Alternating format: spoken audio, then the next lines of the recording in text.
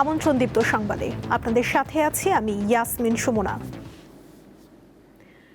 রাজধানীর মগবাজারে ৮ দিন হাসপাতালে ৬ নবজাতকের মৃত্যু হয়েছে। ভোরে হাসপাতালের দ্বিতীয় তলায় পোস্ট অপারেটিভ ওয়ার্ডে এই ঘটনা ঘটে। গ্যাস লাইনের লিকেজ বা অন্য কোনো যান্ত্রিক ত্রুটির কারণে এই ঘটনাটি ঘটে থাকতে পারে বলে ধারণা করে পুলিশ জানিয়েছে, রাতে পোস্ট অপারেটিভে থাকা মায়েরা অস্বস্তি বোধ করছিলেন, তাদের শ্বাসকষ্টের মতো হচ্ছিল। ভোরে একে একে ৬ শিশুর মৃত্যু হয়। ঘটনাটি তদন্ত করা হচ্ছে। এদিকে হাসপাতাল কর্তৃপক্ষ বলছে, পোস্ট ডেলিভারি ওয়ার্ডে থাকা ৬ নবজাতক অসুস্থ হয়ে পড়লে তাদের এনআইসিইউতে নেওয়া হয়েছিল। সেখানে চিকিৎসাধীন অবস্থায় একে একে তাদের মৃত্যু হয়।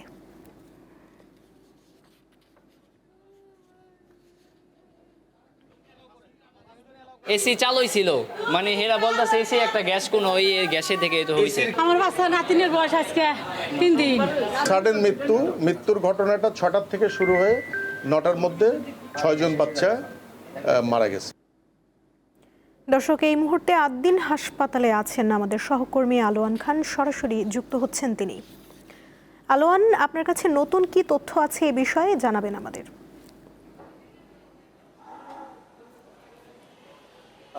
আদ্দিন হসপিটালে বর্তমানে আমরা আছি। এখানের যে তথ্যটি এখন পর্যন্ত আপনি জানেন যে ৬ জন নবজাতক শিশু এখানে মারা গেছে। আর নতুন তথ্য যদি বলি তাহলে এখানের মহাপরিচালক এবং স্বাস্থ্যের ডিজি ওনারা কথা বলেছেন। স্বাস্থ্যের ডিজি জানিয়েছেন যে আগামী 3 দিনের ভিতরে স্বাস্থ্য অধিদপ্তর তদন্ত রিপোর্ট জমা দেবেন এবং এর জন্য 3 সদস্যের একটি কমিটি গঠন করা হয়েছে এবং তদন্ত শুরু করে দিয়েছে, এরকমটাই উনি জানিয়েছে। এর মধ্যে পোস্ট অপারেটিভ রুম এবং রুমকে সিলগালা করা হবে এবং এনআইসিইউ কার্যক্রম বন্ধ থাকবে, এই তথ্য নিশ্চিত করেছে স্বাস্থ্যের ডিজি, আমাদেরকে এই তথ্য জানিয়েছে। তাছাড়া তদন্ত পরবর্তী সময়ে তারা ব্যবস্থা নেবে। আর এখানে আদ্দিন হসপিটালের যিনি মহাপরিচালক তিনি জানিয়েছেন যে আদ্দিন হাসপাতালে এর পূর্বে এইরকম কোনো ঘটনা ঘটেনি, এর জন্য তিনি দুঃখ প্রকাশ করেছেন এবং তা সেক্ষেত্রে উনি হাসপাতাল কর্তৃপক্ষ তদন্ত করবে, তদন্ত সাপেক্ষে ওনারাও ব্যবস্থা নেবে। আমার কাছে নতুন এই তথ্য এখন পর্যন্ত আমি পেয়েছি। তবে আমরা এখানের চিত্রটি যদি বলি, আমি কিছুক্ষণ আগে পোস্ট অপারেটিভ রুমে গিয়েছিলাম। সেখানে 6টি বেড আমরা দেখেছি। 6টি বেডের অবস্থায় কিন্তু খুবই বাজে অবস্থা আমরা দেখেছি। সেখানে তেলাপোকা এবং বিভিন্ন পোকামাকড় আমরা দেখেছি। পর্যাপ্ত অপরিচ্ছন্নতাও কিন্তু আমরা সেখানে দেখেছি হাসপাতালের পোস্ট অপারেটিভ রুমে। এবং গ্যাসের যে সিলিন্ডার এবং গ্যাসের যে গন্ধ এখন পর্যন্ত আমরা দেখেছি। পার্শ্ববর্তী যে রুম যেখানে নবজাতকরা ছিলেন সেই রুমেও কিন্তু গ্যাসের যে তীব্র গন্ধ এবং গ্যাসের যে একটি সাফোকেশন হওয়ার অবস্থা, সেই অবস্থাও কিন্তু আমরা দেখেছি এবং আমরা কিন্তু সেই গন্ধটি পেয়েছি। আমরা বাকি যে আদার্স অন্য রুমে যে শিশুরা ছিল সেই রুমেও কিন্তু সাফোকেশন হওয়ার আশঙ্কা, আমাদের সাধারণ যে অবস্থা সেই অবস্থা কিন্তু আমরা দেখেছি যে সাধারণ শিশুরা অথবা যারা ছিল তাদেরও কিন্তু সাফোকেশনের আওতাধীন হয়েছে।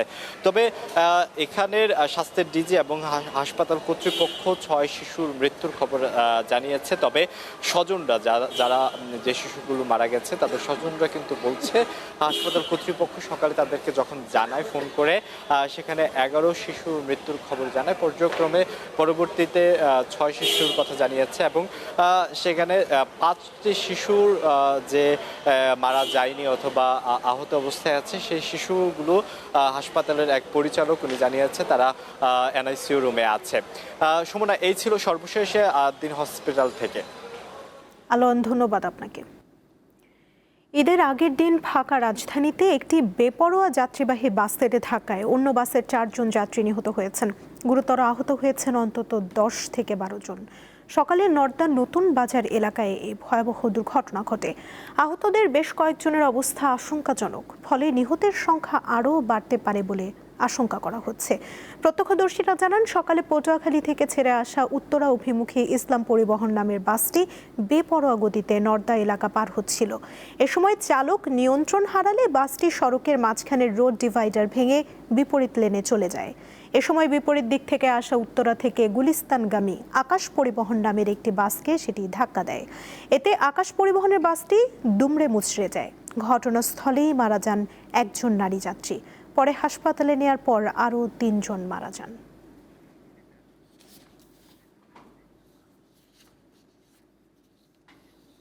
সৌদি আরবের সঙ্গে মিল রেখে দেশের বিভিন্ন স্থানে আজ উদযাপিত হচ্ছে পবিত্র ঈদ উল আজহা। দক্ষিণ চট্টগ্রামের চন্দনাইশ সহ প্রায় ৬০ গ্রামে সকাল ৮টায় ঈদের জামাত অনুষ্ঠিত হয়। লক্ষ্মীপুরের ১১টি গ্রামে পবিত্র ঈদ উল আজহা উদযাপিত হচ্ছে।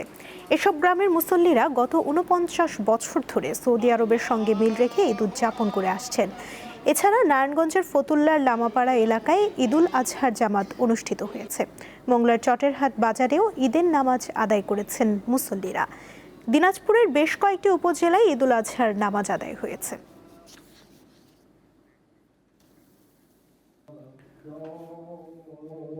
জিলহজ মাসের ১ তারিখ থেকে শুরু করে রাত পোহালেই পবিত্র ঈদ। শেষ মুহূর্তে ঘরে ঘরে চলছে পছন্দের পশুর যত্ন আত্তি। এই কয়েকদিনেই কুরবানির পশুর জন্য পরিবারের সদস্যদের মায়া জন্মায়। বিশেষ করে শিশুদের সঙ্গে তৈরি হয় অদ্ভুত মায়ের বন্ধন। কুরবানির উদ্দেশ্যে একটি পশু বাসায় আনার পর পরিবারের সবার এটির প্রতি তৈরি হয় মায়া। ২-৪ দিনের মধ্যেই সেটি যেন পরিবারের সদস্য হয়ে ওঠে।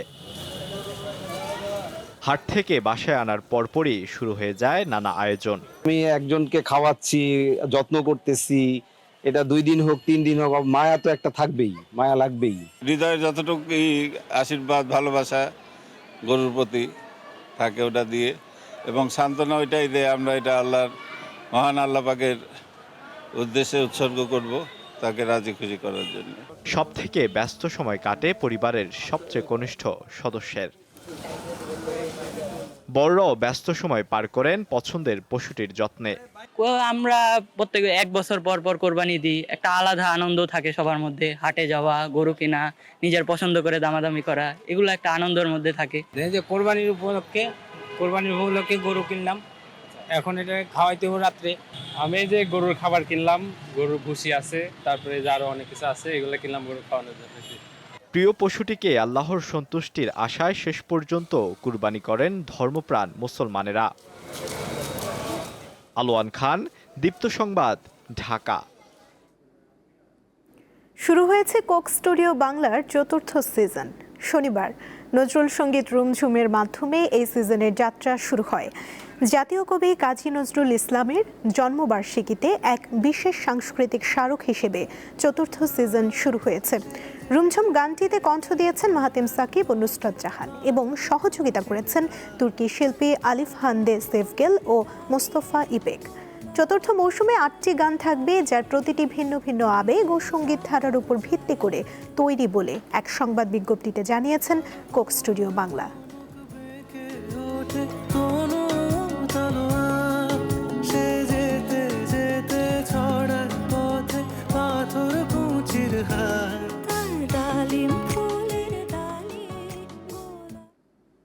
সৌদি আরব, সংযুক্ত আরব আমিরাত সহ বিশ্বের নানান প্রান্তে আজ উদযাপিত হচ্ছে পবিত্র ঈদ উল আজহা। ঈদের নামাজ আদায় ও পশু কুরবানির মধ্য দিয়ে মুসলিমরা পালন করছেন ত্যাগের এই মহোৎসব। কাতার, কুয়েত, ওমান, বাহরাইন, তুরস্ক, ফিলিস্তিন এবং ওয়েস্ট এশিয়ার আরও কয়েকটি দেশে আজ ঈদ উদযাপিত হচ্ছে। বিশ্বের বিভিন্ন প্রান্তে বসবাসরত মুসলিমরাও স্থানীয় সময় অনুযায়ী ঈদের আনন্দে মেতে উঠেছেন। ইসলামী বিশ্বাস অনুযায়ী মহান আল্লাহর নির্দেশে হজরত ইব্রাহিম আলাইহিস সালাম তার প্রিয় পুত্র হজরত ইসমাইল আলাইহিস সালামকে কোরবানি করার প্রস্তুতি নিয়েছিলেন। মহান আল্লাহর প্রতি আনুগত্য ও আত্মত্যাগের সেই ঐতিহাসিক ঘটনার স্মরণেই মুসলিম বিশ্বে ঈদ উল আজহার পশু কোরবানির প্রচলন রয়েছে।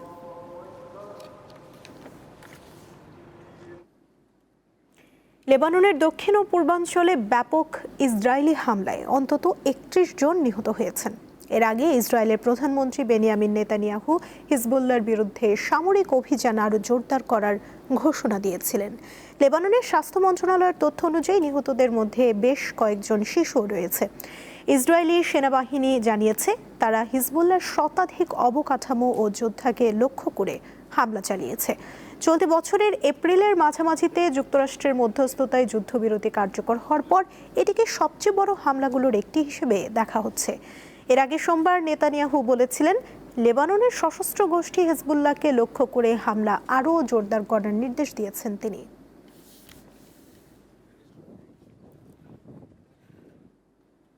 এ ছিল এখনকার মতো। পরবর্তী সংবাদ বিকেল 5টায় দেখার আমন্ত্রণ রইল। এছাড়া আরও তথ্য পেতে যুক্ত থাকুন দীপ্ত ডিজিটাল প্ল্যাটফর্মের সাথে। ধন্যবাদ সবাইকে।